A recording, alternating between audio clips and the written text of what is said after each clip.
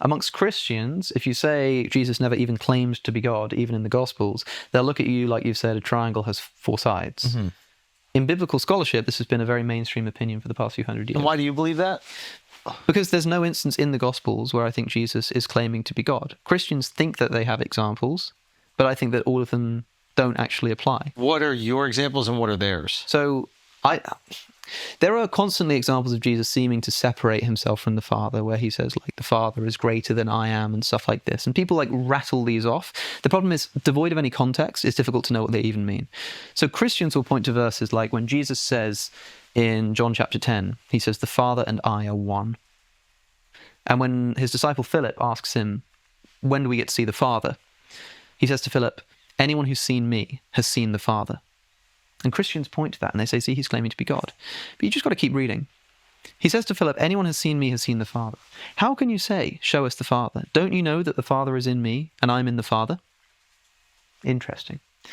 Skip to John chapter 17, where Jesus is praying for his disciples and then for all of his Christian believers. And he prays, he's praying to the Father, and he says, I hope that they will all one day be in us, just as I am in you and you are in me. I hope that they will be in us and we'll all sort of be one together. I hope. Yeah, like he prays, like that. Yeah, like he's sort of praying for that to happen in the future, right?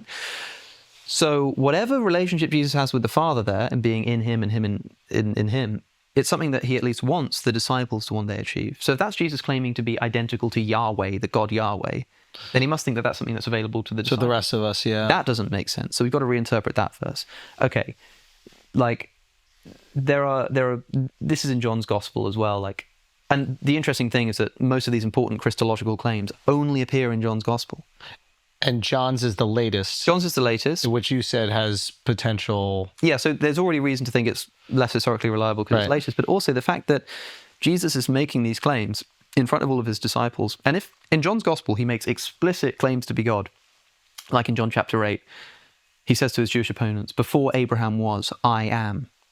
And I am is supposed to be like a callback to the name of God in the Old Testament, and he's claimed to be pre-existent because he exists before Abraham. And a lot of Christians say this is claiming to be God. And the first question that you should ask is, okay, if Jesus actually said this, and that did actually mean that by it, did the other gospel authors just not think it was an important detail?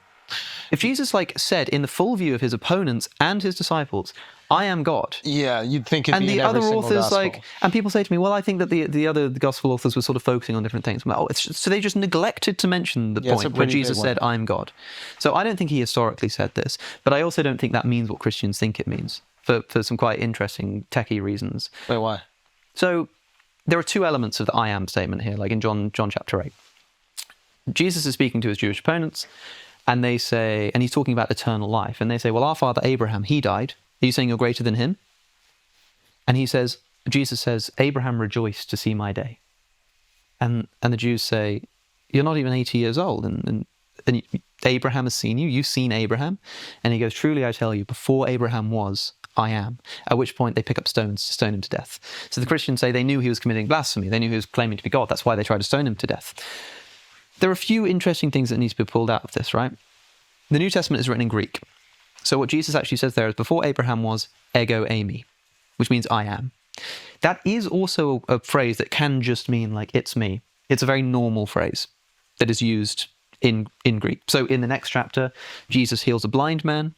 The blind man runs into town, and they say, isn't this the man who was born blind?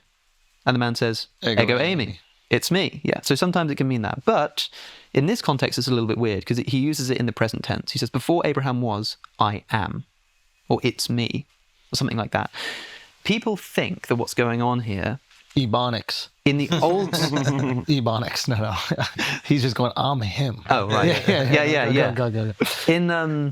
I actually kind of think that's basically what is going on, actually. But like uneducated? I think no. I mean, like when you know that sort of like I'm him kind of thing. Yeah. I think some of the like Son of Man statements kind of approximate something. Okay. But whatever. In the Old Testament, in the book of Exodus, which is written in Hebrew, Moses is talking to God, and God says to and God like is speaking to him through the burning bush and all this kind of stuff. And Moses says, when I go back to my people, who shall I tell them sent me? Like, what's your name? And God says, Eesha Asher Eesha. I am that I am, or I am who I am. So go and tell them that I am has sent you. Eesha Asher Eesha. Go and tell them that Eesha has sent you. And so when Jesus says, before Abraham was, I am, he is invoking the name that God gave himself in Exodus, which is I am.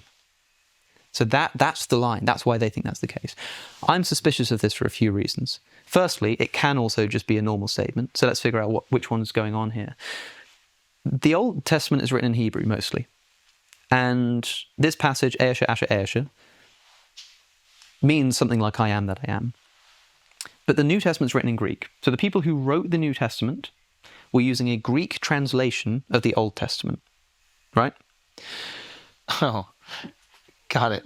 They're writing in not Greek. consuming the Hebrew. No. They're consuming the Greek. And it's well known, we have good evidence that the New Testament authors are using a translation of the Old Testament called the Septuagint, which is the Greek translation of the Old Testament. Yeah. Right. So we know that that is their Old Testament. So Eesha, Asher, Eesha translates to, in Greek, Ego eimi ho on. Ho on is... So this is where it gets really interesting. Oh, this is wild. In the Greek version, if you read the Septuagint, God doesn't say the same thing twice. So in Hebrew, he says, Eesha, Asher, Eesha, I am that I am. It's the same thing twice. And then he says, go and tell them that I am has sent you. So he says it 3 times. In the Greek version, he says, what shall I call them? And God says in response, ego eimi ho on, which means something like, I am the one who is. I am, ego eimi, the one who is, ho on. So go and tell them, ho on has sent you. I is. It doesn't. Who is? It doesn't say, go and tell them, I ego am eimi sent. has sent you. It says, go and tell them, ho on has sent you. So the version that the New Testament authors were using, I think, if they were trying to invoke this passage, they would have had him say something like, ho on. But he just said ego eimi. So in the Greek Septuagint, when God says this to Moses, the function of the phrase ego eimi is just introducing yourself. You're just saying, I am the one who is. It's like saying, I am Alex. Yeah. My name is Alex, and the I am bit there is just me introducing like the phrase. So I think in the Greek version, ego eimi ho on, go and tell them that ho on has sent you. And so when Jesus says, before Abraham was ego eimi, it's not obvious to me that he's making a callback to because firstly, I don't think Jesus said these words. I think that it's an invention of John's gospel, and we know that John was using the Septuagint, and so I don't think that adds up. But there is still a mystery there. Why does Jesus say that he existed before Abraham, and why does he speak in the present tense? Why does he say I am? Why doesn't he say before Abraham existed, I did? Why does he say I am? Sorry, do you have an answer for this? Because I've got some speculation. Please tell me. So I think that what might be going on here is an allusion to the fact that Jesus, as the redemptive solution to mankind's problems, was planned by God from the very beginning of time. So in the book of Revelation, there's a reference to the Lamb who was slain from the beginning of time. Speaking about Jesus. Jesus was not slain at the beginning of time. So why does it say he was slain from the beginning of time? What it's clearly getting at is that from the very beginning of time, God knew destined that exactly. He would be slain. So I think that Jesus is doing something similar here, in saying, before Abraham was, I am. Before Abraham was, this plan, the thing that I'm embodied is here. And there's some really interesting indications that might be what's going on, because there's a first century text called the Apocalypse of Abraham, which is a Jewish text. It's not in any Christian canons, but it was a Jewish text that existed, and you can read it online today. And it tells the story of Abraham. And importantly, this isn't canon, but it does tell us what some people believed. It tells us what some stories that people were familiar with. This was written around the same time as the Gospels, probably around 70 to 100 AD. And it tells the story of Abraham. And Abraham hears the voice of God, and he leaves his home, and he's terrified, and he hits the floor. And then an angel appears to him. And God says to the angel, who's called Yahoel, who has the name of God in him, which again, Yahoel, Yah and El, same root as Yahweh and Elohim. So he's got the name of God in him too. And he says to Abraham, get up. And Abraham gets up and he's terrified. And the angel says to him, rejoice and be glad, because I'm promising for you that someone who will, the generations that will spring from you will bring some kind of redemption or something like this. He basically says, be glad and rejoice, because redemption is coming, salvation is coming, and from your generations. So interesting then that in John chapter 8, the context of this divine claim is Abraham. Jesus is talking about Abraham. And what does he say to them? He says, Abraham rejoiced to see my day. And they get confused. So like, you're not even 80 years old. How have you seen Abraham? And he says, before Abraham was, I am. I think what he might be getting at there is saying, Abraham rejoiced to see my day, in the sense that Abraham was promised, like he's the patriarch of the Jewish faith, and he was promised what I am now bringing to fulfill. Before Abraham was, I am. I think that's what's going on. Now, to be clear, and Christians give pushback on this? Of course, yeah. Christians will listen to this and they'll be like, that is complete and utter nonsense. Jesus is very clearly invoking the I am statement. That, like, it's so clunky that he would word it like that. And why would they pick up stones to stone him for death if they didn't think he was committing blasphemy? That doesn't make any sense. The key point I want to point out is that the thing about the Jewish... Prophecy is upheld, no? The thing about the Jewish opponents is that they're constantly misunderstanding Jesus. And so people put a lot of weight on the idea that they stoned him to death and they accused him of blasphemy. And it's like, yeah, but throughout the Gospels, they're constantly getting him wrong. You think in this instance, they suddenly were absolutely correct in their interpretation of what Jesus was saying? I don't think so. In fact, there's one point in the Gospels, it's the only time this happens, where Jesus is explicitly accused of claiming to be God. It happens. They say, you're claiming to be God. And Jesus downplays it.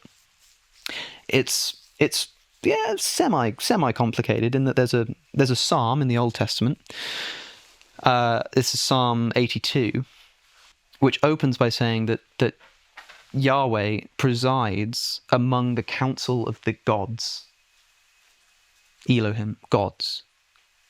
It's a bit weird. Like, how is Yahweh the only God? Like, presiding over a council of gods. That doesn't make any sense.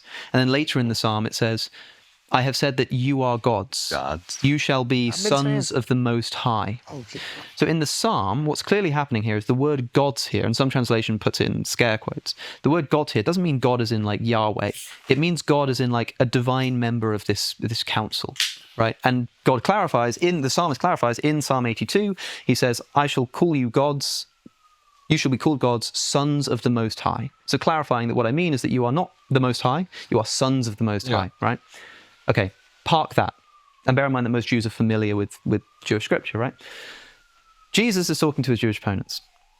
And this time, he says, I and the Father are one. Because they're asking about his identity. They say, if you're the Messiah, tell us plainly. And he says, I and the Father are one. And the Jewish opponents say to him, they pick up stones again. They go to stone him to death. And he goes like, I'm just telling you the works of my Father. What are you stoning me for? I've been telling you things of my Father. For which of those do you stone me?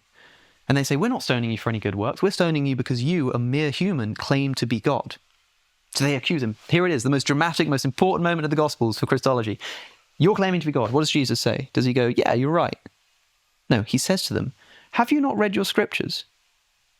Is it not written that you shall become gods, or you shall be called gods? So he quotes the psalm that I've just mentioned, which expressly calls non-gods, like non-Yahweh beings, gods. And when asked about his identity, he chooses to quote that psalm. And he says to them, is it not written, you shall be called gods? If God was willing to give those people that title, and the scripture can't be set aside, then why wouldn't he give that title to me? He then says, so why are you then accusing me of blasphemy for claiming to be the Son of God? So he clarifies. They say, you're claiming to be God. And he says, have you not read your scriptures? This is just a title that was given to the divine council. If he'd give it to them, why wouldn't he give it to me? Why are you accusing me of blasphemy for claiming to be the Son of God? Because they're the sons of the Most High. And so the one point where Jesus is explicitly accused of claiming to be God, in my view, he goes, I'm not.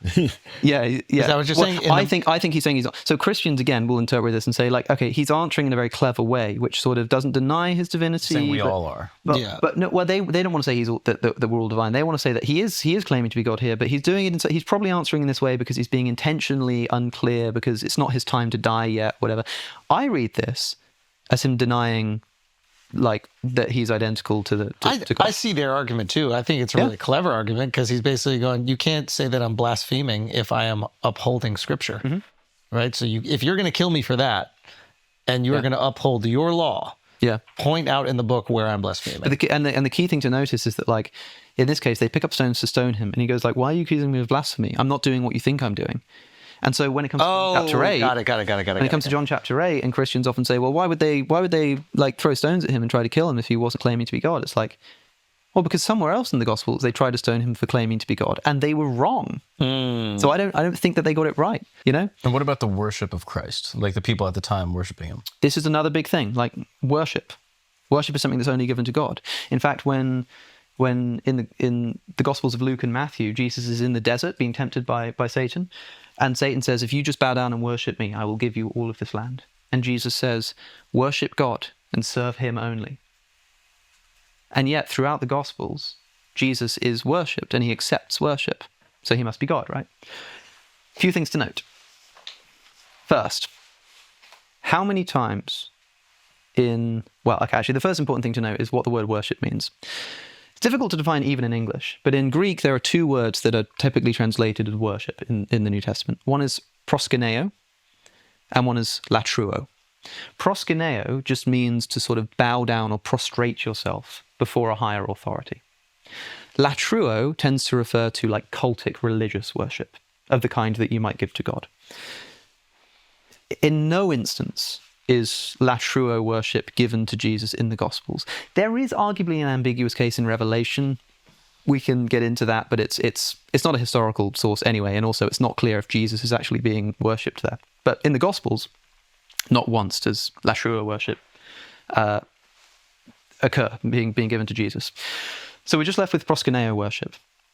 Now, proskuneo, like I say, just means to bow down or prostrate yourself before somebody else. So if only God is supposed to accept worship, then let's look again at that Greek Old Testament, the Septuagint. Remember I mentioned it earlier? Mm-hmm. Throughout the Septuagint, the word proskuneo comes up all the time. Lot worships two angels. Jacob worships Esau. The whole assembly of Israel worship King David, proskuneo, King David. Like this throughout the gospel, throughout the Old Testament, there are tons of instances of proskuneo worship being given to other people. So it's a different type of in the New Testament. Jesus tells a parable, the unmerciful servant who comes back to his master and he proskuneos before him. He just falls at his feet. And so in some instances, it is just translated as falling down at someone's feet, because that is what proskuneo literally means, right? And so proskuneo, as occurring to Jesus, doesn't mean it's worship of the kind that we would say is only due to God. It's just literally bowing down in front of somebody. Another thing to notice, this is really important. How many times does Jesus accept worship in Luke's gospel? 0. It doesn't happen once. The word only shows up 3 times, twice in the temptation in the desert, and then once after Jesus ascends, his disciples worship him. But that's after he's gone, so he can't say anything about it. And crucially, that is a verse, that particular verse of them worshipping him is contested in our manuscript tradition. There are some manuscripts we have that don't have that verse in. Mark's gospel, the earliest gospel, how many times does Jesus accept worship? Twice. Happens twice. Okay, so it does happen twice. But one of those is a demon, Legion, who, if you read most translations, he sees Jesus and the man runs at Jesus and throws himself down at his feet. And it doesn't say he worshipped him. Some translations will say that, but usually it's like he fell down at his feet, because that's what it means. The only other instance of proskuneo in the Gospel of Mark is Jesus being worshipped when he's being mocked by the Roman soldiers. Oh, so they're pretending. So they put a crown of thorns on his head and then they worship him. Why? Because he's the king of the Jews. Because kings are people that you worship, you bow down before them. So they're making fun of him. They're like, "Oh, King of the Jews, King of the Jews." It's not something they don't think he's God. They think he's claiming to be the King of the Jews, and they're making fun of him. So even in Mark's gospel, the earliest gospel, there are only 2 instances of proskuneo. One of them is a demon, and one of them is sarcastic. In John's gospel, there's only 1 instance of Jesus accepting worship. This is after the blind man who I mentioned earlier. He's healed. This is the deaf and mute man, I think. And Jesus finds him again and he says, "Lord, I believe," and he worships him. First thing to note is, again, this can just mean bowing down in front of somebody, but also that particular verse, the verse where it says he worshipped him, is not in our earliest manuscripts. Codex Vaticanus, Codex Sinaiticus, Codex Washingtonianus. It's not in there. It's not in the early manuscripts, implying that it's something that was added into the Gospels after the fact. It's like what Florida's doing with textbooks. Exactly. Exactly. Yeah. It's kind of interesting, right? Sorry, I have a question. This won't jibe with the proskuneo stuff that you were saying, but when you said God said, "You are also God," Yep. to the group of people, have you read the autobiography of a yogi? No. It's a Hindu guy who becomes a yogi, and he says essentially, yogi is a man who achieves God-like, not status, but God is within you, and you've realized it. You've reached that place. He says Jesus is a yogi, Muhammad is a yogi. These guys are people who have achieved that, and they would have a following, and they would have, and it kind of proves that we can all do this thing. Yep. Does that jibe with what I'm hearing from you? So that jives very heavily with what I think Jesus is doing. Christians will deny that interpretation because they think Jesus is the guy. He's like a very unique kind of person, God himself in the flesh. I'm much more in line with this, that Jesus is somebody who is essentially the idyllic example of what a faithful person should be. And there are lots of reasons why I think that. But I do think it's important on the proskuneo point. I'll wrap that up just because I know I banged on about worship, but it's important because remember how we started, where I pointed out that in Luke and Matthew, Jesus is speaking to Satan. And Satan says, worship me. And Jesus says, worship God and serve him only. So why does Jesus say that if worship is something you can give to other people? This is where I think this is something I think is really interesting. If your interpretation is Jesus is saying there that you should only offer proskuneo worship to God himself, then all of those people that I've just mentioned sinned. You know, Lot sinned, Jacob sinned, the whole assembly of Israel sinned when they bowed down towards David. So that can't be it. So what's going on there? Well, notice how that's phrased. And he's quoting Deuteronomy chapter 6, which actually doesn't say the same thing. It's kind of weird. But Jesus says, worship God and serve him only.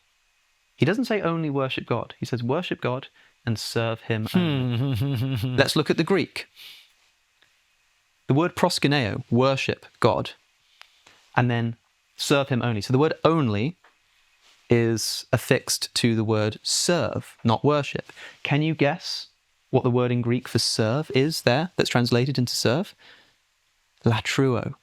Which is the other. Which is the other one, which is the cultic religious worship that's usually only given to God, or some kind of divine figure at the very least. So even in the language of the Gospels, there is a division in the idea of worship. So it seems in that instance, my interpretation is Jesus is saying, worship God because he's a higher authority. And he's rejecting Satan's worship. He's saying, I'm not going to bow down to you because you're not a higher authority over me. And it's written, I like, worship God. Also, that's not written. It's really weird. He's quoting Deuteronomy 6:5, but Deuteronomy 6:5 says something like, fear God and serve him only. It doesn't say worship.